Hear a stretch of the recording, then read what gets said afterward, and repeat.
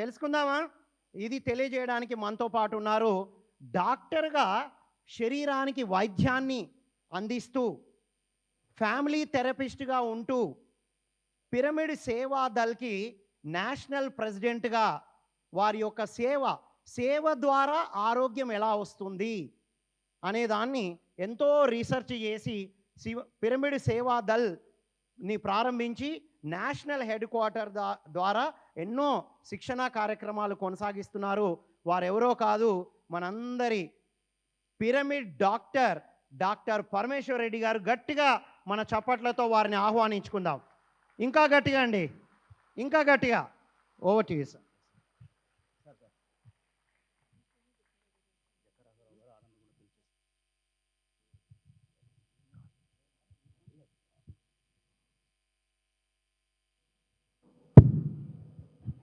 వారితో పాటు మనకు పిరమిడ్ స్పిరిచువల్ సొసైటీస్ మూమెంట్ని ప్రారంభించినప్పటి నుంచి పత్రి సార్తో ప్రయాణం చేస్తూ ఎన్నో కార్యక్రమాల్ని నిర్వహించారు, ఎన్నో యజ్ఞాలను కూడా నిర్వహించారు. పిరమిడ్ సేవా దళ్ పత్రి సార్ ఫస్ట్ ప్రారంభించినప్పుడు వారు కీలకమైన వ్యక్తిగా ఉండి వారి యొక్క బాధ్యతలన్నీ సార్కి ఇచ్చారు.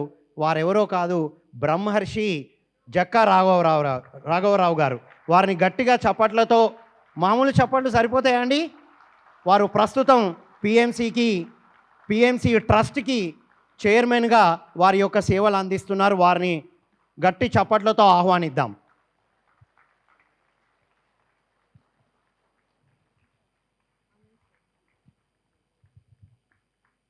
పిఎంసి ఎగ్జిక్యూటివ్ డైరెక్టర్గా, ఒక ధ్యాన విద్యార్థిగా వారి జర్నీని ప్రారంభించి పిఎంసి ఎగ్జిక్యూటివ్ డైరెక్టర్గా పిఎంసిలో కీలక పాత్ర పోషిస్తున్న ఆనంద్ గారిని కూడా మనం ఆహ్వానించుకుందాం. పిఎస్ఎస్ఎం ఆవిర్భావం గురించి ఇప్పుడు తెలుసుకుందాం మనం. వెల్కమ్ ఆనంద్ గారు, గట్టిగా చప్పట్లు. Welcome you all sir, over to you.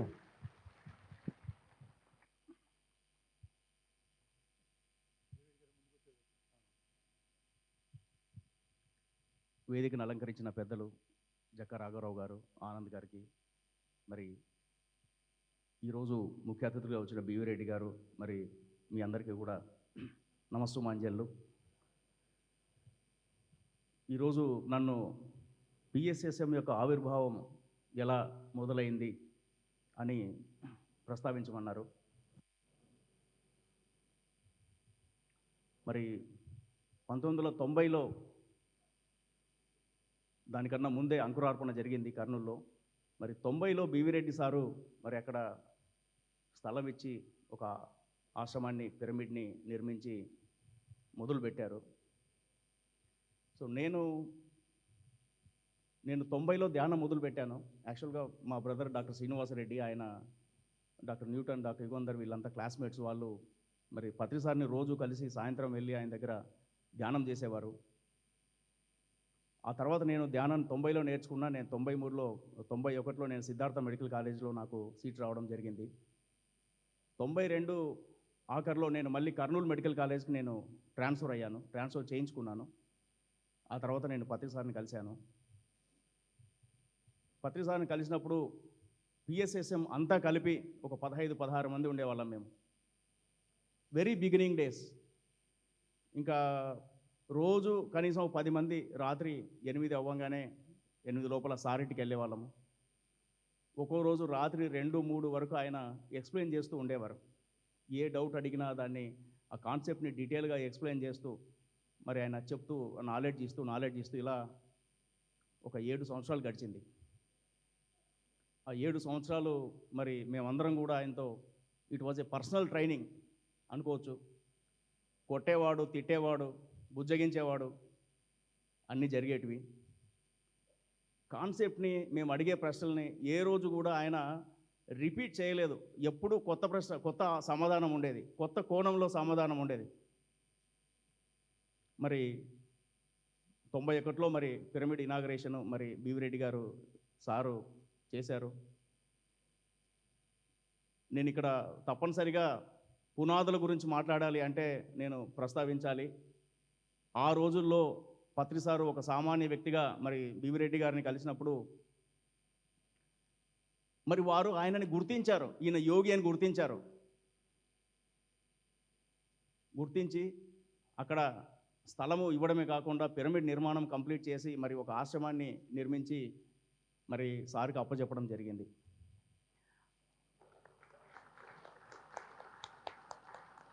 PSSM ఈరోజు 110 దేశాలకు పైగా విస్తరించి భారతదేశంలో నలుమూలల ధ్యానం వ్యాప్తించి ఇదంతా జరిగినప్పటికీ కూడా మరి మూలము మరి పునాదుల్ని మనం మర్చిపోకూడదు. బీవిరెడ్డి గారు మరి వారికి అందరం గట్టిగా చప్పట్లు కొడతాం మనం.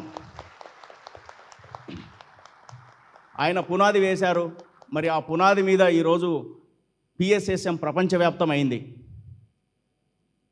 నేను ఎప్పుడూ ప్రస్తావిస్తూ ఉంటాను, మన పునాదుల్ని మర్చిపోకూడదు అని. మన బేస్ మర్చిపోకూడదు, మన స్కూల్ ఆఫ్ థాట్ మర్చిపోకూడదు, మనం ఎక్కడి నుంచి వచ్చామనేది మర్చిపోకూడదు. ఈరోజు ఇది ఒక హైవే ఏర్పడింది. ఈరోజు పూల పాన్పు కాదు, పత్రిసారు ఎలా కష్టపడ్డాడో మేము కళ్ళతో చూసాము ఆ రోజుల్లో. ఒకరోజు ఆయన అప్పుడు వారానికి ఒకసారి అనంతపూరు, వారానికి ఒకసారి తిరుపతి వెళ్తున్న రోజుల్లో ఓ రోజు ఆయన బనగానపల్లిలో రాత్రి బస్టాండ్లో పడుకున్నారు. వచ్చాక చెప్పారు ఇవన్నీ.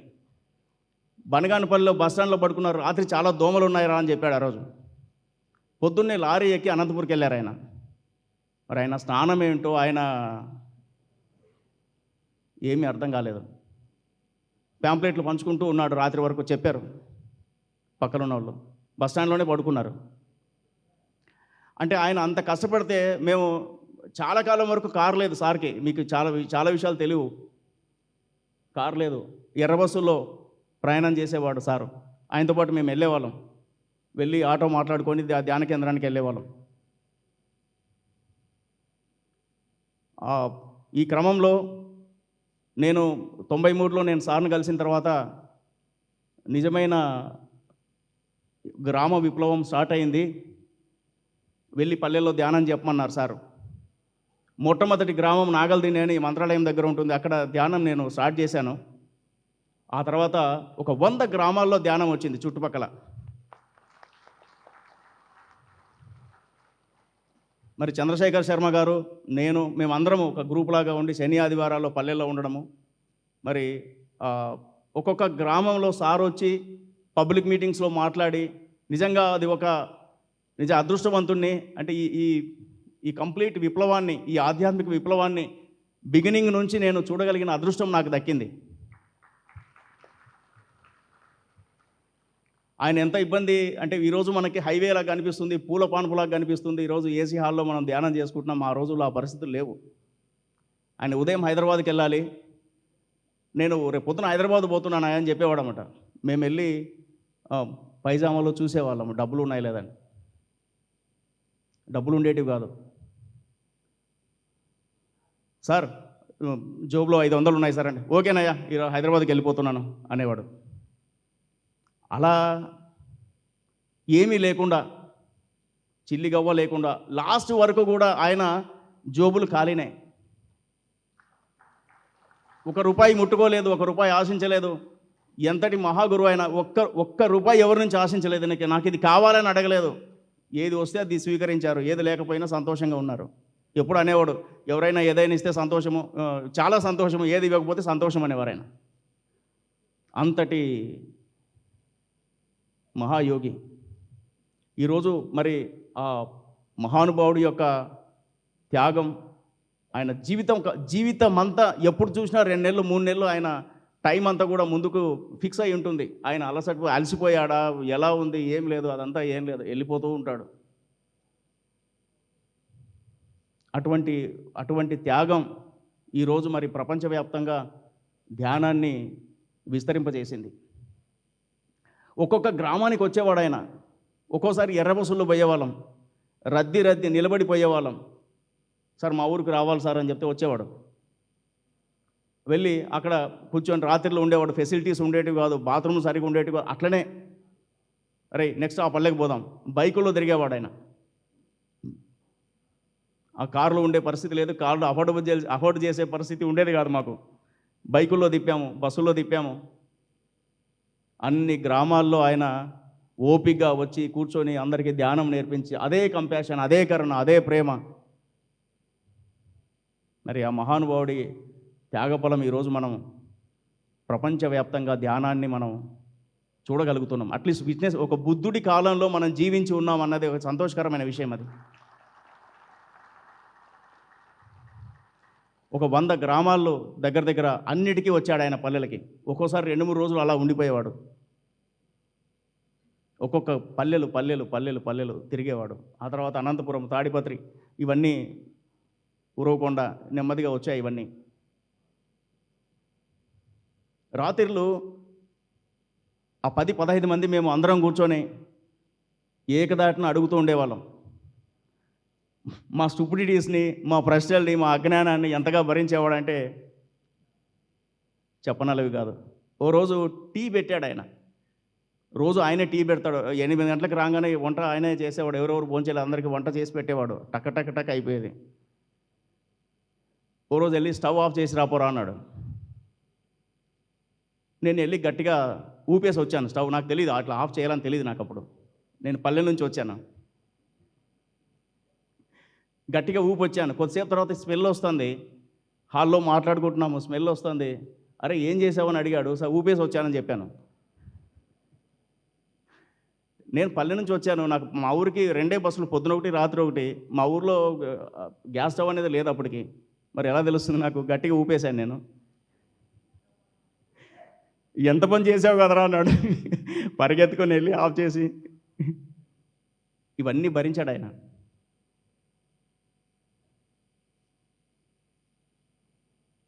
ఎంత ఓపికగా రాత్రి 2 వరకు 3 వరకు ఆయనను ప్రశ్నలు అడుగుతూనే ఉండేవాళ్ళం.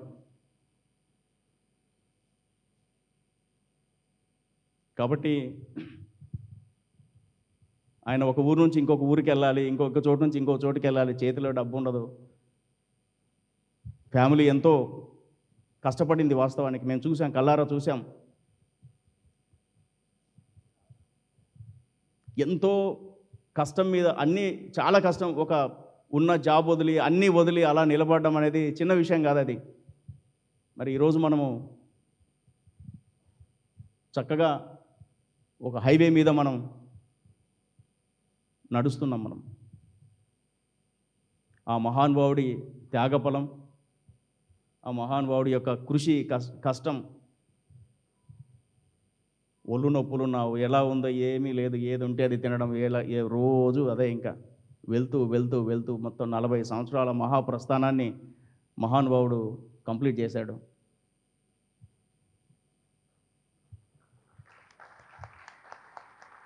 మరి ఎమ్మిగనూరు మరి రాఘవరెడ్డి గారు, ఎమ్మిగనూరు వీరేంద్ర శెట్టి గారు, మరి ఆదోని పాండురంగ శెట్టి గారు, వీరందరూ కూడా ఆ 100 గ్రామాల్లో ధ్యానము ముందుకు రావడానికి ఎంతో సహకరిస్తూ మరి నిలబడ్డారు. వాళ్ళందరూ కూడా, వారికి అందరూ కూడా సభాముఖంగా నేను కృతజ్ఞతలు తెలియజేసుకుంటున్నాను. మరి ఈరోజు కూడా మరి జగన్నాథ గట్టు ఈరోజు నిలబడి ఉందంటే మరి బివిరెడ్డి గారే దానికి కారణము. మరి గట్టిగా చప్పట్లు కొడదాము. వారు మరి క్యాబినెట్ వరకు ఫైల్ తీసుకొచ్చి దాంట్లో చాలా అంతా ఆయనే చేశారు. ఆయన విజయభాస్కర్ రెడ్డి గారు. మరి కర్నూలు నుంచి ఫైలు పక్కకు కదిలిందంటే లోకల్గా ఉన్న ఎమ్మెల్యేలు, ఎంపీలు, రాజకీయ నాయకులు, కలెక్టర్లు, వీళ్ళందరినీ కూడా సారు మాట్లాడి మరి వాటన్నిటిని ఫైలు తీసుకొచ్చారు. ఈరోజు క్యాబినెట్ అప్రూవల్కి రెడీగా ఉంది ఫైలు. మనకు తొందరలో ల్యాండ్, జగన్నాథ్ గట్టు ల్యాండ్ మనము పొందబోతున్నాము. మరి పత్రిసారి యొక్క ఆలోచనని, వారి యొక్క ఆలోచనని, వారి యొక్క సంకల్పాన్ని ముందుకు తీసుకొని వెళ్ళడానికి మరి మీరందరూ నిలబడ్డారు. అందరం నిలబడదాం. మరి ఇది పునాది. నేను ఇంకా పూర్తిగా విశదీకరించలేకపోయాను, కొంతే చెప్పగలిగాను యాక్చువల్గా, సమయాభావం. మరి నెక్స్ట్ దీని విస్తరణ ఎలా జరిగింది అనేది, మరి ఇది పునాది మాత్రమే, ఎలా మొదలైంది అనేది నన్ను చెప్పమన్నారు. ఇలా మొదలైంది. ఇప్పుడు మరి అది ఎలా విస్తరించింది అనేది మరి జక్క రాఘవరావు గారు మాట్లాడతారు. Okay, right friends. కొత్త వాళ్ళు ఎంతమంది ఉన్నారని చెప్పి ఇందాక ఒకసారి అడిగారు. మళ్ళీ ఒకసారి చూడాలని కోరికగా ఉంది. ఒకసారి చేతులు ఎత్తారా? ఎంతమంది కొత్త వాళ్ళు ఉన్నారు? అబ్బా, మీ అందరికీ హృదయపూర్వక ధన్యవాదాలు నేను తెలియజేస్తున్నాను. నేను నిజానికి ఈ పునాది రాళ్ళు అనేటటువంటి కాన్సెప్ట్లో మనం ఎంత పెద్ద బిల్డింగ్ కట్టాలన్నప్పటికీ కూడా పునాది గట్టిగా ఉంటే పైన ఉన్నటువంటి బిల్డింగ్ పైన మనకు కనపడుతుంటుంది. చూసే వాళ్ళందరికీ బిల్డింగ్ యొక్క అందతందాలు కనపడతాయి తప్ప అది నిలబడటానికి కింద ఉన్న పునాది ఎంత గట్టిగా ఉందనే విషయం మనకి కనపడదు, మనం గ్రహించలేం కూడా. కానీ నిజానికి పిఎస్ఎస్ మూమెంట్ ఈరోజు ఇంతగా విస్తరించిందని అంటే అది కర్నూలులో పత్రి గారు, మరి ఆయన కూడా చక్కగా అగ్రికల్చర్ ఎంఎస్సీ చేశారు. గవర్నమెంట్ ఫర్టిలైజర్స్లో ఒక ఆఫీసర్ పోస్టులో ఉన్నారు ఆయన. వివాహం అయిపోయింది, 2 ఆడపిల్లలకి జన్మనివ్వగలిగారు. అప్పటికే చిన్నతనం నుండి ఎన్నో వేలాది ఆధ్యాత్మిక గ్రంథాలు కానీ, భౌతికపరమైనటువంటి సాహిత్యం కానీ చదివి చదివి చదివి దాని యొక్క అంతరార్థాలన్నీ కూడా గ్రహించుకుని ఆయన కనపడిన వాళ్ళతో అల్లా కూడా అది వెదజల్లుతూ ఉండేవాళ్ళు, చెప్తూనే ఉండేవాళ్ళు. ఏ కోణం నుంచి ఏది అడిగినప్పటికీ కూడా వాటన్నిటికి సమాధానం నుంచి ఆయన దగ్గర నుంచి మనకు వస్తుండేది. మరి అలా వస్తున్న పరిస్థితుల్లోనే అది ఇప్పుడు పరమేశ్వర రెడ్డి గారు చెప్పినట్టుగా ఏ జన్మ సంస్కారమో తెలియదు, కానీ గురువులతోటి ఒక అనుబంధాలు మనకు ఏర్పడుతుంటాయి. నాకు కూడా నిజానికి నేను వ్యాపారస్తుడిని, వివాహం అయిపోయింది, నాకు 2 అబ్బాయిలు ఉన్నారు, 2 ఇంజనీరింగ్ గ్రాడ్యుయేట్స్ అయిపోయింది. అది ఏనాడు సంస్కారం తెలియదు, కానీ ఒక చిన్న కోరిక పడింది నాకు. ప్రవచనకర్తలందరూ కూడా వాళ్ళ ప్రవచనాలు చెప్పే మూమెంట్లో నేను అనబడే దేహ పదార్థం కాదు, ఆత్మ పదార్థం అని చెప్పి అంటుంటారు. నిజానికి ఆత్మానుభూతి చెందితే ఆ వ్యక్తి యొక్క ఆలోచనలు ఎలా ఉంటాయి, జీవించే జీవిత విధానం ఎలా ఉంటుంది తెలుసుకోవాలని ఒక చిన్న కోరిక కలిగింది. దానితోటే అన్ని చోట్లకి నేను వెళ్ళటం, చాలా సమయాన్ని వెచ్చించాను తప్ప ఎక్కడ తృప్తికరమైనటువంటి సమాధానం లేనప్పుడు 97 జనవరి 17వ తారీఖు సాయంత్రం పూట ఫస్ట్ పత్రి గారు విజయవాడకు రావటం.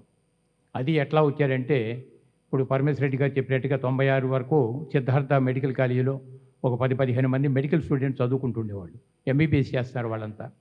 వాళ్ళ కోసం ఫస్ట్ టైం పత్రి గారు 97 జనవరిలో విజయవాడ రావటం జరిగింది. మరి వచ్చినప్పుడు మన పుస్తకాలు అప్పట్లో పత్రి గారు రిటైర్ అయిన తర్వాత కూడా సహజంగా రిటైర్ అయిపోయిన తర్వాత వచ్చే పెన్షన్ డబ్బులు కానీ వచ్చే మిగతా డబ్బులన్నీ కూడా మనం బ్యాంకులో వేసుకుని జీవితం అంతా ఎలా నడుస్తుందని ప్లాన్ చేసుకుంటాం. కానీ పత్రి గారి జీవితం దీనికి భిన్నంగా ఉండేది. ఆయన రిటైర్మెంట్ బెనిఫిట్లో ఆయనకు వచ్చిన డబ్బులన్నీ కలిసి BA మాస్టర్ అనే పుస్తకాన్ని చక్కగా అచ్చు వేయించి మొత్తం ఉచితంగా మొత్తం పనిచేశారు. ఇంటికి వెళ్తే మరి భార్య, 2 ఆడపిల్లలు ఉన్నారు, వాళ్ళిద్దరు ఆడపిల్లల్ని చదివించాలి, పెద్ద చేయాలి, సంసారం ఎట్లా గడుస్తుందో తెలియదు, పిల్లలకి ఎలా పెళ్ళిళ్ళు చేస్తామో తెలియదు. మరి అటువంటి పరిస్థితుల్లో ఉద్యోగం అనంతరం వచ్చినటువంటి డబ్బులు కూడా ఒక పుస్తకాన్ని వేసి జనానికి పంచిపెట్టడం జరిగింది అని అంటే అసలు ఆయన విజన్ ఏ విధంగా ఉంటుంది అనేది మనం గ్రహించగలిగి ఉండాలి. ఎంత గొప్ప విజన్ కనుక ఆయనకి లేకపోతే ఆ విధంగా జరుగుతుంది అనేటటువంటి పరిస్థితుల్లో అట్లా మరి ఉద్యోగానికి రాజీనామా ఆయన 92లో చేయటం జరిగింది. అంతకు ముందు నుంచి కూడా ఉద్యోగంలో ఉన్నప్పటికీ కూడా కనపడిన వాళ్ళందరికీ కూడా చిన్నప్పటి నుంచి ఆయన ఎన్నో పుస్తకాలు చదివారు కాబట్టి ఆ జ్ఞానానికి కనపడిన వాళ్ళందరికీ చెప్పినప్పటికీ, ధ్యానాన్ని గురించి ఎంత చెప్పినప్పటికీ ఒక విధమైన అసంతృప్తి ఫీల్ అయ్యేవాళ్ళట ఆయన. ఎందుకని మరి మంచి ఉద్యోగం ఉంది, ఒక ఆఫీసర్ పోస్ట్ ఉంది, హోదా ఉంది, వివాహం అయింది, 2 ఆడపిల్లలకు జన్మనివ్వటం జరిగింది, మంచి కుటుంబం, అన్నీ బాగానే ఉన్నాయి. అంటే భౌతిక ప్రపంచంలో చూసే వాళ్ళకి అన్ని విధాలా బాగుందని అనిపించినప్పటికీ కూడా బట్ ఆయనలో ఒక తీరైనటువంటి లోటు కనపడుతుండేది. ఏమిటి ఆ లోటు అనేది ఆయనకే తెలిసే పరిస్థితి లేక చివరికి అప్పటికే మరి ఇందాక పరమేశ్వర రెడ్డి గారు చెప్పినట్టుగా ఒక పిరమిడ్ అనేటటువంటి దాన్ని టెక్నాలజీని గారు గుర్తించి దానిలో రకరకాలైనటువంటి ఎక్స్పెరిమెంట్లు చేయటం, అది ఎలా ఎనర్జీ ఇస్తుంది, ధ్యానం చేసేవాళ్ళు కానీ పిరమిడ్లో కూర్చుంటే ఆ శక్తి మన ధ్యానానికి ఎట్లా ఉపయోగపడుతుంది, ఇవన్నీ కూడా ఎక్స్పెరిమెంట్స్ అన్ని సక్సెస్ అయిపోయిన తర్వాత అప్పుడు ఫస్ట్ టైం పిరమిడ్ అనేది మరి బీవీ రెడ్డి గారి సాంగత్యంతో కర్నూలులో రావడం జరిగింది. అదే బుద్ధ పిరమిడ్ ధ్యాన కేంద్రం అనేది ఇప్పటికీ అప్పటికీ ఓవరాల్ పిఎస్ఎస్ మూమెంట్లో మాతృస్థానం ఏమిది అంటే కర్నూలు. ఫస్ట్ పిరమిడ్ ఎవరి ద్వారా వచ్చింది అంటే బీవీ రెడ్డి ద్వారా వచ్చింది. అది అయిపోయింది. ఇది ఎప్పుడు 90స్లో జరిగిపోయింది. అయినా ఆయనకి జీవితంలో అసంతృప్తి రావటం, ఇంకా ఉద్యోగం ఇది కాదు నా పర్పస్ అనుకుని 92స్లో ఆయనకు ఉన్నటువంటి ఉద్యోగానికి రాజీనామా చేయటం, తర్వాత బయటకు వచ్చారు. అలా బయటకు వచ్చినప్పుడు ఒక వ్యక్తి తర్వాత ఇక అంచెలంచెలుగా ఎవరెవరిని పట్టుకోవాలి, ఎక్కడిక్కడికి వెళ్ళాలి అన్నప్పుడు అప్పట్లో అనంతపూరు, ధర్మవరం కానీ తర్వాత గుంతకల్ కానీ ఇవేళ కొన్ని గ్రామాలను పెట్టుకుంటాం. ఈయన కర్నూలు ఉండగా కూడా అనంతపూర్ వెళ్ళాలని చెప్పి అనిపిస్తే అనంతపూర్ వెళ్ళిపోయేవాళ్ళట. అట్లా ఈయన విజన్లో ఎవరెవరైతే ఉన్నారో వాళ్ళందరి దగ్గరికి కొన్ని వారాల తరబడి వెళ్ళటం, అక్కడ కూర్చుంటాం, వాళ్ళకి కావాల్సినటువంటి నాలెడ్జ్ అంతా ఇవ్వటం, అలా ఒక్కొక్కరిని దరిదాపుగా పత్రిక అంటే ఏమిటని తెలియటానికి 10 మంది ఒక శిష్య బృందం అని చెప్పి అనుకోవాలా. మళ్ళీ శిష్యుడంటే ఆయన ఒప్పుకోరు, ఎందుకంటే నేను మీ గురువే కాదు, ఎవరు శ్వాసే వాళ్ళ గురువు అని చెప్పినటువంటి ఏకైక వ్యక్తి బ్రహ్మర్షి పత్రిజీ గారు. అట్లా ఫస్ట్ పిరమిడ్ మనకి కర్నూలులో కనుక ఏర్పడితే రెండో పిరమిడ్ ఉరవకొండ వెంకటేశ్వర గారు. మరి ఆయన గురించి చెప్పాలన్నా ఆయన కూడా ఒక అగ్రికల్చర్ ఆఫీసరు, 3 ఆడపిల్లల తండ్రి. కానీ పత్రిక గారి యొక్క జ్ఞానం అందుకున్న తర్వాత, పిరమిడ్ టెక్నాలజీ తెలుసుకున్న తర్వాత, ఉద్యోగం 3 ఆడపిల్లల తండ్రి ఎలా ఉన్నప్పటికీ కూడా నేను కూడా ఏదో చేయాలనే పరిస్థితుల్లో ఆ ఉరవకొండలో కొంత స్థలాన్ని తీసుకుంటాం, పిరమిడ్ నిర్మాణం చేయాలని చెప్పి అనుకుంటాం. దానికి డబ్బు సరిపోకపోతే ఇంట్లో ఉన్న బంగారం కూడా కొంత అమ్మి మరీ ఆ పిరమిడ్ నిర్మాణం చేయడం జరిగింది. ఇది ఎప్పుడు ఉరవకొండలో జరిగింది. అంటే పత్రిక గారి సాంగత్యంలో ఎవరెవరు ఆయన్ని సెలెక్ట్ చేసుకున్నారు, ఏ విధంగా ఆయనతో పాటు సాంగత్యం ద్వారా ఈ ధ్యాన ప్రచారం, శాఖాహార ప్రచారం, పిరమిడ్ టెక్నాలజీ అనేది ప్రపంచవ్యాప్తం చేయడం కోసం కంకణం కట్టుకున్నారు అనేటటువంటికి నాందిగా ఉండే ఇవన్నీ కూడా. మరి అట్లా చేస్తూ ఉన్న పరిస్థితుల్లోనే అటు అనంతపురం కానీ, గుంతకల్ కానీ, ధర్మవరం కానీ అడ్వకేట్ సంపత్ కుమార్ గారు ఒకళ్ళు ఉండేవాళ్ళు. అనంతపూర్ తర్వాత పిరమిడ్ రావటానికి దాదాపు ఆయన ఎంతో శ్రమించారు ఆ రోజుల్లో కూడా. ఇట్లా ఎంతోమంది అన్నమాట. చెప్పుకుంటూ వెళ్ళిపోతే గుర్తు వచ్చే పేర్లు మనకి కొద్దిగానే ఉంటాయి, కానీ గుర్తురానటువంటి వాళ్ళు చాలామంది ఉండిపోయారు. అట్లా మరి ఆ పరిస్థితుల్లోనే ఆయన విజయవాడ వచ్చేసరికి 97 అయింది. మరి మెడికల్ స్టూడెంట్స్ అంతా ఇందాక మనం అనుకున్నట్టుగా 10-15 మంది మెడికల్ స్టూడెంట్స్ విజయవాడలో ఎంబీబీఎస్ చదువుకుంటాం. సరే, వాళ్ళ కోసం విజయవాడ వచ్చినప్పుడు మన బుక్స్ ఎక్కడ ప్రింట్ అవుతున్నాయంటే మా బ్రదర్లో ముఖర్జీ గారు ఉండేవాళ్ళు. ఆయన కూడా ప్రింటింగ్ ప్రెస్సే, అక్కడ అవుతున్నాయి అని చెప్పాను ఏంటంటే మరి ఆయన కూడా పిలవమని చెప్పని అంటాం.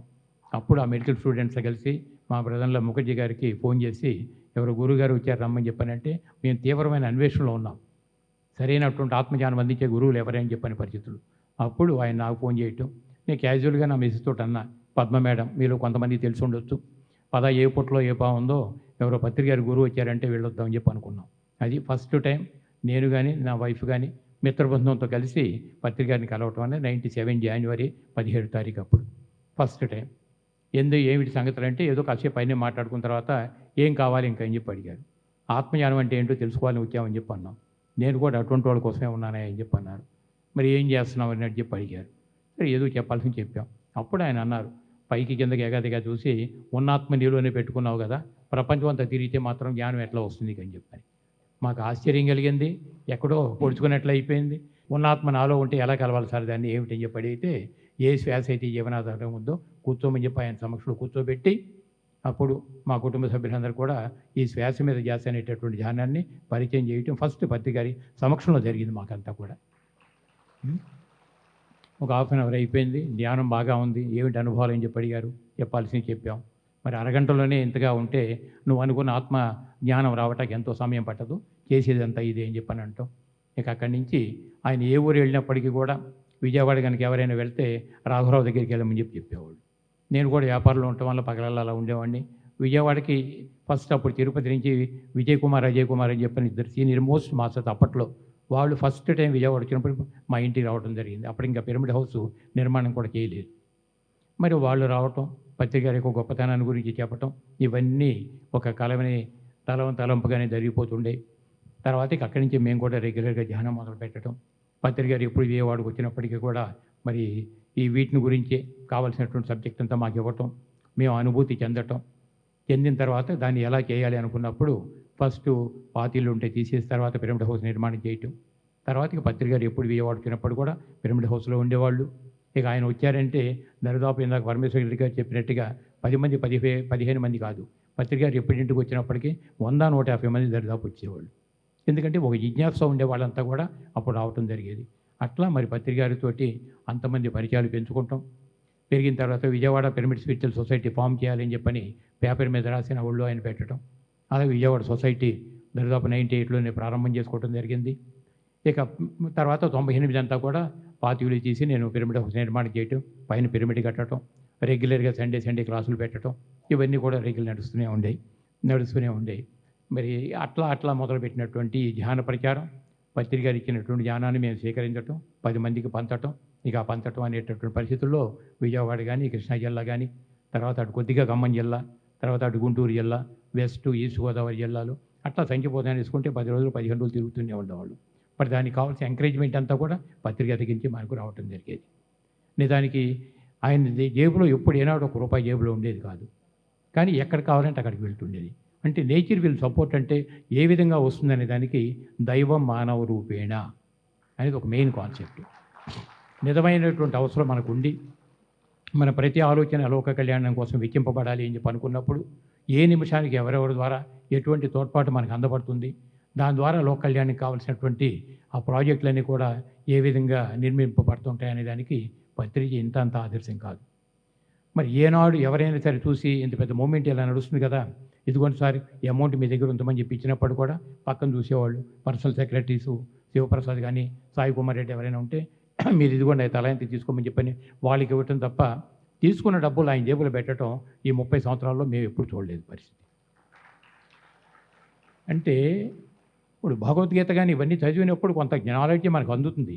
మానవుడి యొక్క జీవితం ఎట్లా ఉండాలి అన్నప్పుడు పద్మపత్రం ఇవాంబస అని అంటాం. అంటే తామరాకు మీద నీటి చుక్క ఎలా అయితే ఉంటుందో అలాగే మానవుడి జీవితం కూడా అన్నిటా ఉండాలి, బట్ ఏది అంటపడకూడదు అని చెప్పనే కాన్సెప్టు మన భగవద్గీత ద్వారా చదవటం నేర్చుకుంటే పత్రిక గారి దగ్గర ఆచరించి చూపించగలిగారు ఆయన. ఎక్కడ ₹1 జేబులో పెట్టుకోవడం మాకు తెలియదు, బట్ అన్నిటా ఉండేవాడు, బట్ ఎక్కడ అంటపడే పరిస్థితి కాదు. ఇట్లా మీకు ఒక భజగోవిందం తీసుకోండి, మనకి ఇంకోటి ఏ పుస్తకాలన్నీ తీసుకోండి, భగవద్గీత తీసుకోండి, బ్రహ్మగారి కాలజ్ఞానం తీసుకోండి, యోగ వేమన తీసుకోండి, ఎంత సింపుల్గా చెప్పేవాళ్ళు అంటే ఎక్కడ సాగు చేసే పరిస్థితి లేకుండా, గ్రాంధికం అనేటటువంటి లేకుండా చక్కని సబ్జెక్టు కట్టి కొట్టే తెచ్చి 3 మొక్కల్లో ఆ రోజు యోగి వేమన ఏ విధంగా అయితే జ్ఞానాన్ని మనకి ఇచ్చారో తిరిగి మళ్ళీ ఇన్ని సంవత్సరాల తర్వాత దర్దాపు యోగ వేమన అంటే 16వ శతాబ్దం. ఇవాళ ఈ పరిస్థితుల్లో కూడా పత్రిక గారు అంత నాలెడ్జిని అంత క్లుప్తంగా అంత సహజంగా సరళమైన భాషలో ఇవ్వగలిగారంటే అటువంటి మహానుభావుడితో కలిసి ప్రయాణం చేసేటటువంటి భాగ్యం కలిగినందుకు ఆయనకు వన్స్ అగైన్ సభాముఖంగా నేను ధన్యవాదాలు తెలియజేస్తాను. ఏమిటి ఆయన కోరిక? ఏమిటి ఆయన కోరికనంటే ఆయన ఒక రాష్ట్రానికి ఒక దేశానికి పరిమితం కాల. ఆయన లక్ష్యం అంతా కూడా ప్రపంచం మొత్తం మీద పెట్టి కూర్చున్నారు. అందుకనే ఆ లక్ష్యం ఇప్పుడు కూడా 1 ధ్యాన జగత్తు, 2 శాఖాహార జగత్తు, 3 పిరమిడ్ జగత్తు. అంటే ప్రపంచం అంతా మానవాళి మారాలని కోరుకున్నారు తప్ప నా రాష్ట్రము నా దేశం అని చెప్పనే పరిమితంలో కూడా ఆయన లేరు. అంత అపరిమితమైనటువంటి విజన్ ఉండేది, అంత విజన్కి సరిపడా వర్క్లో ఆయన ఉంటుండేవాళ్ళు. మరి అలా వర్క్ చేస్తూనే దాదాపు 40 సంవత్సరాల పాటు అహర్నిశలు ఆయన ఎంత పాటుపడాలో పాటుపడి ఆయనకు అందిన నాలెడ్జ్ అంతా కూడా వెదజల్లి అందుకోగలిగిన వాళ్ళకి అందుకున్నంత అని చెప్పి చెప్పటం. తర్వాత మరి ఇక ఆయన గురించి ఒక ముక్కగా చెప్పాలంటే ఆయన విజన్ను ఎంత గొప్పదంటే ఆయన శరీర విరమణ చేసిన తర్వాత కూడా ఐక్యరాజ్య సమితి ద్వారా ప్రతి సంవత్సరం December 21 వరల్డ్ మెడిటేషన్ డే కింద డిక్లేర్ చేయబడిందని అంటే గురువుల విజన్ ఎంత గొప్పదో మనకు అర్థమవుతుంది. ఇట్లా మరి చెప్పుకుంటూ వెళ్ళాలంటే ఎంతైనా ఉంటుంది. ఈరోజు జస్ట్ పరిచయ వాక్యాల కోసం వచ్చాం కాబట్టి మన పరిచయాలు కొద్దిగా మనం మాట్లాడుకోవటం జరిగింది. మరి తర్వాత పత్రిక గారి శరీర విరమణ చేసిన తర్వాత ఎంతోమంది స్వామీజీలతో మనకు పరిచయాలు ఉన్నప్పటికీ కూడా మరి సదానందగిరి స్వామీజీ అంటే బహుశా వినని వాళ్ళు తెలియని వాళ్ళు లేరు. ఎందుకంటే 111 సంవత్సరాల వయసు అనేది ఆనవాయితీకి వచ్చింది. మీరు వెళ్ళిన నేనున్నాననే పరిస్థితిలో కంగణం కట్టుకుని ఆయన పత్రిక లేని లోటు ఇవాళ తీరుస్తూ వచ్చారు. మరి గురు సాంగత్యంలో తర్వాత ఆయన గురించి కూడా మనం క్లియర్గా ఇదే వేదిక మించి ఈరోజు మనం సబ్జెక్ట్ తీసుకోవచ్చు. ఇట్లా పత్రిక గారి గురించి చెప్పాలంటే ఆ పరిచయ వాక్యాలు ఇంత అంతా కాదు. మూమెంట్ ఏ విధంగా ఆవిర్భవించింది అన్నప్పుడు 97కి మేము వచ్చిన తర్వాత దాదాపు ఈ 30 సంవత్సరాల నుంచి కూడా అది కోస్తా జిల్లాలన్నీ కూడా ఆంధ్రప్రదేశ్ మొత్తం కూడా అటు తెలంగాణ మొత్తం కూడా మరి నార్త్ ఇండియాకి ఎక్కువగా మేము వెళ్ళలేకపోయినప్పటికీ కూడా ఆంధ్ర తెలంగాణ మొత్తం కూడా విస్తృతంగా వ్యాప్తి చెందింది అని చెప్పానంటే ఆయన కృషి, ఆయన ఒక సంకల్పం ఎలా ఆ రోజు ఒక వ్యక్తిగా వచ్చిన మనిషి ఈరోజు లక్షల కోట్ల మందిని ప్రభావితం చేయగలిగారంటే అదిగారా గురువు వేరే విధంగా చెప్పి అనిపిస్తుంది. తర్వాత మరి సమయం తక్కువగా ఉన్నది, ప్రపంచం ఎంత వెళ్ళాలంటే తిరగటానికి ఒకళ్ళ వల్ల అయ్యేది కాదు. నాకు ఒక మంచి ఛానల్ కావాలని చెప్పి పెట్టుకుంటాం, దాని పేరు PMC అని పేరు పెట్టడం. ఆ PMC ఎవరి ద్వారా నిర్వర్తింపబడాలి అని చెప్పి అనుకున్నప్పుడు సోకాళ్ళు ఆనంద్, నవకాంత్, నందప్రసాద్ అని చెప్పని వీళ్ళు చెప్పారు. అలా వాళ్ళని పెట్టుకుని మరి ఛానల్ అనేది రావటం జరిగింది. ఎంత నాన్ అటాచ్మెంట్లో ఉన్నదంటే పత్రిక గారి గురించి చెప్పటానికి, సార్ ఇంత పెద్ద మూమెంట్ వచ్చింది కదా సార్, దీని తర్వాత మీ వారసత్వంలో ఎవరున్నారని అడిగితే నా భార్య కానీ నా కూతురు కానీ నా అల్లుళ్ళు ఉన్నారని చెప్పి ఆయన చెప్పాల. ఎంతమంది ఉన్నారు సార్, ఏ ఒక్కళ్ళైనా ఉన్నారంటే 1,00,000 మంది పిరమిడ్ మాసులు ఉన్నారని చెప్పన్నారు. అది ఆయన విధంలో ఉన్న గొప్పతనం. అలాగే తర్వాత మరి ఏమిటి సార్ ఇదంతానంటే అది ఉంటుందా పోతా నాకు అనవసరం, నేను భూమి మీదకి వచ్చిన నా పర్పస్ ఫుల్ఫిల్ అయిందా లేదా, అది అంటే ఎంత నాన్ అటాచ్మెంట్లో ఉన్నారన్నది కూడా ఆచరించి చూపించినటువంటి ఏకైక వ్యక్తి బ్రహ్మర్షి పితామహ పత్రిజీ గారు. ఆయన మరొకసారి మనం హృదయపూర్వక ధన్యవాదాలు తెలియజేసుకుంటూ నెక్స్ట్ డెవలప్మెంట్ అంతా కూడా టెక్నాలజీ పెరిగింది కాబట్టి అది ఏ విధంగా విస్తృతుంది అనేది ఆయన ద్వారా మనం తెలుసుకుందాం. So thank you sir. ఒకసారి పరమేశ్వర్ రెడ్డి సార్కి, జక్క రాఘవరావు సార్కి గట్టిగా చప్పట్లు కొడదాం. పిఎస్ఎస్ఎం పుట్టింది కర్నూలు. పరమేశ్వర్ రెడ్డి సార్ చెప్పారు, ఆ విస్తరణలో ఎంతో అద్భుతంగా వర్క్ చేశారు జక్క రాఘవరావు సారు. సో ఆ విస్తరణ గురించి మరి సార్ చెప్పారు. దీన్ని ప్రపంచవ్యాప్తంగా విస్తరించడానికి మరి 2017 సంవత్సరంలో పిఎస్ఎస్ఎం మీడియా లిమిటెడ్గా మన పిరమిడ్ మెడిటేషన్ ఛానల్ ఆవిర్భవించింది. దాని గురించి మనం ఏవీలో చూద్దాం. ఇటు వచ్చేయండి ఏవి ప్లీజ్. మనం ఈ యొక్క పిరమిడ్ మెడిటేషన్ ఛానల్ మరి దీని వెనకాల ఉండేటువంటి శ్రమ, కృషి, ఎవ్రీథింగ్ మనం ఇప్పుడు తెలుసుకుందాం ఒక 5 minutesలో. ఆధ్యాత్మిక జ్ఞానాన్ని ఆధునిక సాంకేతికతతో అనుసంధానిస్తూ ప్రపంచవ్యాప్తంగా కోట్లాది మంది జీవితాల్లో ధ్యాన వెలుగులు నింపుతున్న మహత్తర ఆధ్యాత్మిక ప్రసార వేదిక pyramid meditation channel PMC Telugu. ఎన్నో రోజుల నుంచి నేను కలలు కంటున్నాను మనకు ఛానల్ కావాలని, అది ఇప్పుడు మనకు వచ్చింది. ప్రతి ఒక్కరు కూడా ఇందులో భాగస్వామ్యులే. ఇది అందరిది పిఎస్ఎస్ఎం మీడియా లిమిటెడ్. తెలుగు భాషలో వచ్చింది, ఇప్పుడు మనకి మిగతా అన్ని భాషల్లో వస్తుంది. మన భారతదేశంలో అన్ని భాషల్లోనూ రావాలి, ప్రపంచంలో అన్ని భాషల్లో వస్తుంది. ఈ పిఎస్ఎస్ఎంకి అద్దం పెట్టేదే పిఎంసి. ఐపీటీవీ సాంకేతికత ద్వారా Jio, FTV, Act, Asian, PCN, ఎస్ఎస్సితో పాటు 60కి పైగా ఎంఎస్ఓలు, స్థానిక కేబుల్ నెట్వర్క్ల ద్వారా పిఎంసి ప్రసారాలు ప్రజలకు చేరుతున్నాయి.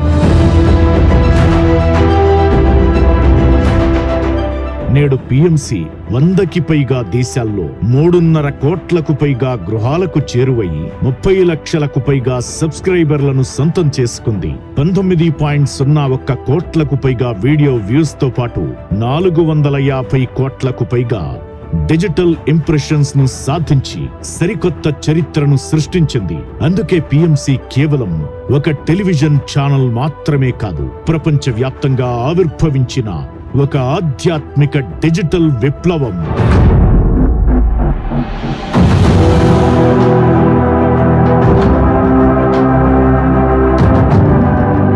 ఈ మహత్తర ప్రయాణంలో పిఎంసి డైరెక్టర్లు, అడ్వైజర్లు తమ అమూల్యమైన సలహాలు, మార్గదర్శనం, నిరంతర సహకారంతో ఛానల్ అభివృద్ధికి విశేషంగా కృషి చేస్తున్నారు.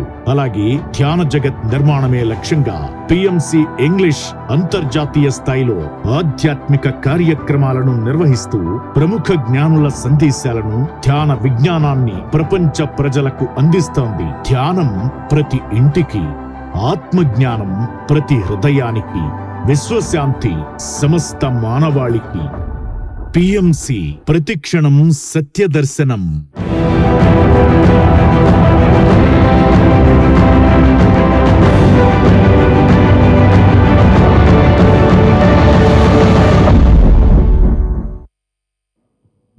ఒకసారి గట్టిగా చప్పట్లు కొడదాం.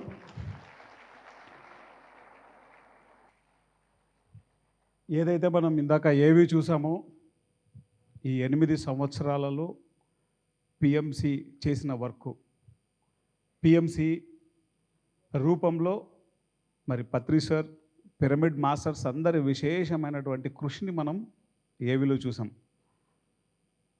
ఈ సందర్భంగా ఇది ఇలా మేనిఫెస్ట్ అవ్వడానికి మరి పత్రి సార్ కంపెనీ ఎస్టాబ్లిష్ చేయడానికి దాట్ల హనుమంతరాజు గారు, అది ఇన్ని సంవత్సరాల పాటు నడుస్తూ ఇంత విశేషమైనటువంటి ధ్యాన ప్రచారాన్ని మరి ప్రపంచమంతా వెళ్ళడానికి ఎంతగానో దానికి సపోర్ట్ చేసినటువంటి మన పిరమిడ్ మాస్టర్స్ అందరికీ ఒకసారి గట్టిగా చప్పట్లు కొడదాం.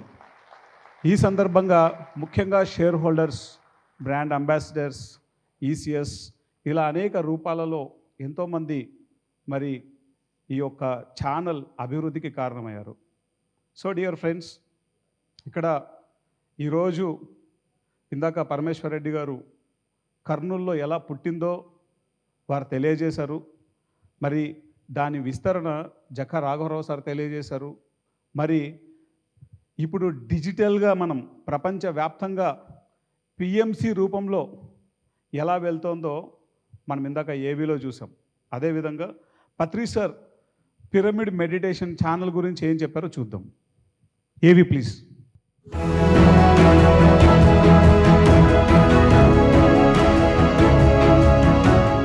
ఎన్నో రోజుల నుంచి నేను కళలు కంటున్నాను, మనకు ఒక ఛానల్ కావాలని. అది ఇప్పుడు మనకు వచ్చింది.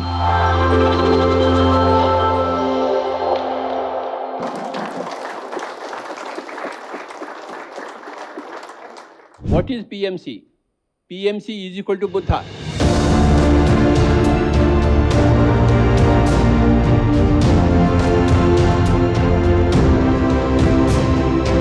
పిరమిడ్ మెడిటేషన్ ఛానల్ యొక్క మోటో ప్రతి క్షణం సత్య దర్శనం. పిఎస్ఎస్ఎంకి అర్థం పట్టేదే పిఎంసి.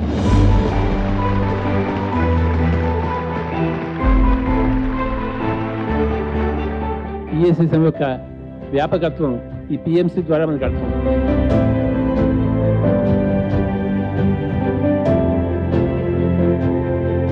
ఇది అందరిది. ఈ company PSSM media limited.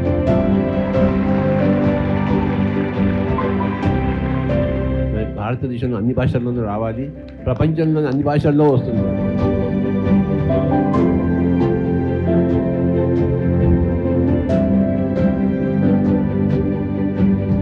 Pyramid Meditation Channel is the mouthpiece for PSSM.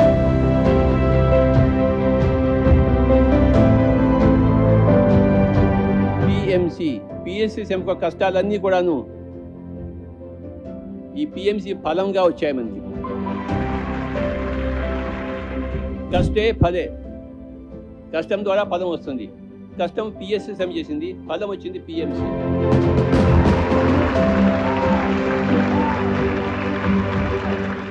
We are reaching every home in the whole world through our channel.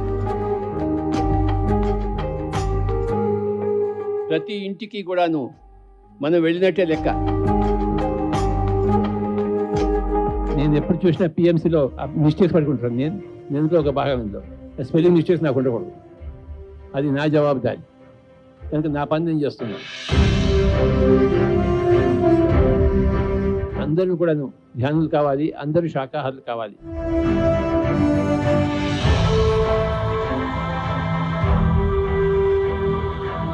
Camera team ఎంతో డెడికేటెడ్గా నాతో పాటు వస్తున్నారు, లెక్క లేదు. ఎక్కడెక్కడో నేను విలేజ్కి వెళ్తుంటాను, నాతో పాటు వెనకాల వచ్చేస్తుంటారు. వాళ్ళని చూస్తే ఎంత ముచ్చటేస్తుందో. నేను ప్రపంచం అంతా తిరుగుతున్నాను.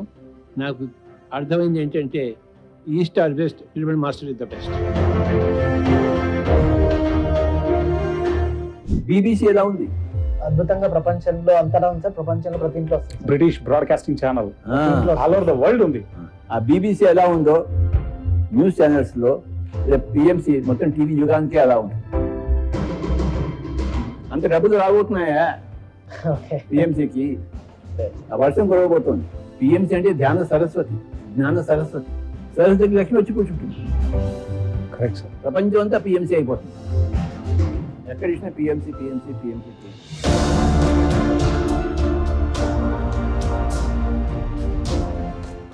పాయింట్ 1 ఇంకా 99.9% పిఎంసీ జరగాలి.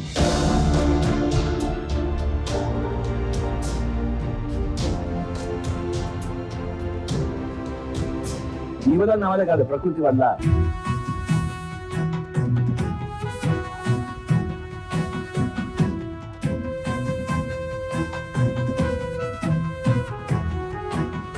ఆదియంతము అంటూ ఎరుగని ఆత్మ జ్ఞానపు దివ్య కాంతిని విశ్వమంతట పంచి ఇచ్చిన విశ్వ చైతన్య స్ఫూర్తి. పెట్టుబడి 3 రకాలు: ద్రవ్యము, బుద్ధి, పరిశ్రమ, కృషి. వ్యవసాయంలో పెట్టుబడులు దిగుబడులు ఎలా వస్తాయో, వ్యాపారంలో పెట్టుబడులు దిగుబడులు ఎలా వస్తాయో, ఆధ్యాత్మికంలో పెట్టుబడులు దిగుబడులు వస్తాయి.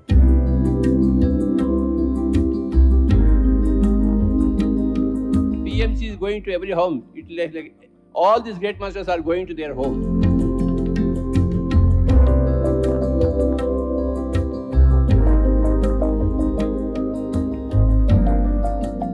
అందరు చెప్పండి. పిరమిడ్ మెడిటేషన్ ఛానల్ ప్రతి క్షణం సత్యదర్శనం.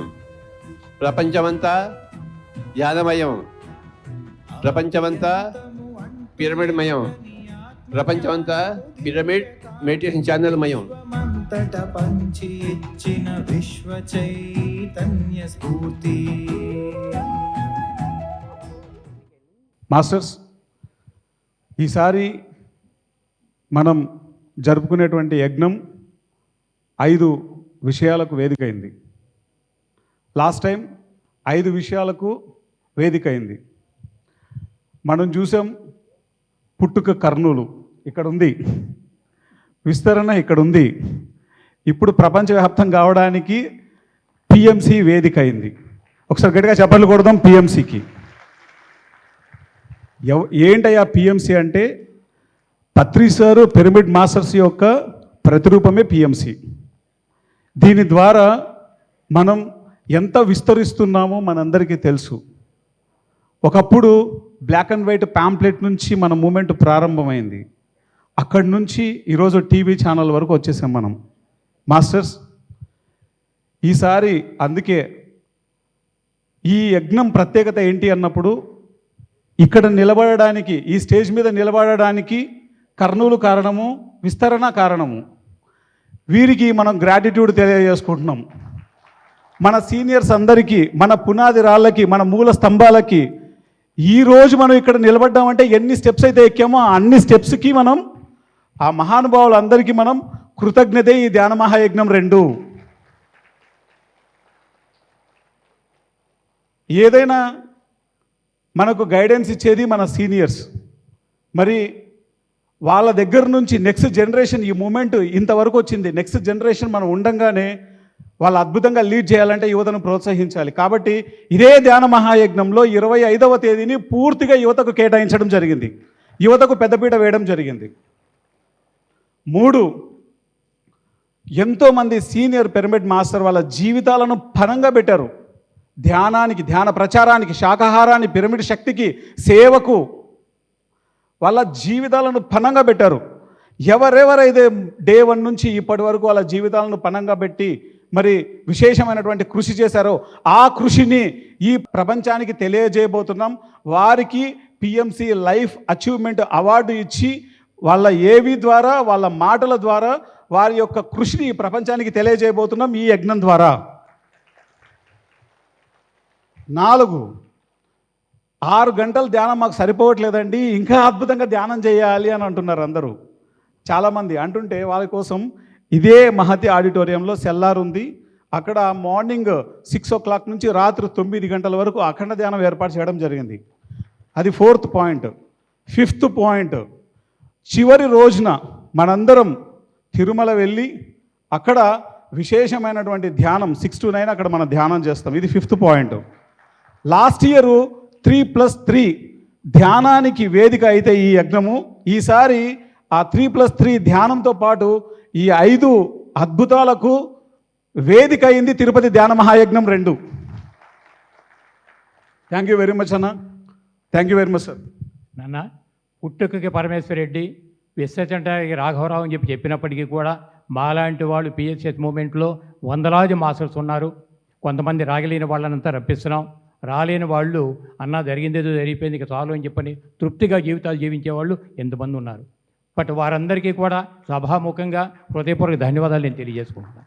పేరుకు ఒకళ్ళు కనపడతాం, కానీ కనపడకుండా ఉండేవాళ్ళు ఎంతోమంది ఉన్నారు. పరిస్థితి అందరికీ ధన్యవాదాలు తెలియజేసుకుంటున్నాను. థ్యాంక్ యూ నాన్న. Thank you very much sir. Thank you అన్న. Wonderful sir, thank you. ముగ్గురికి గట్టిగా చప్పాలు కొడదామా?